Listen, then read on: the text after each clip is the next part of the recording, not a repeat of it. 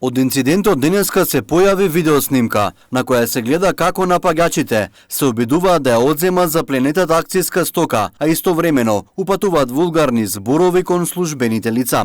Од пазарниот инспекторат велат дека во координација со царината, но и МВР работат на пронаоѓање на сторителите. Отаму истакнаа дека на Тетовскиот пазар заедно со вработени од царината пристигнале со 4 возила. Се пожалија дека на местото имало представници од полицијата кои воопшто не реагирале за време на инцидентот.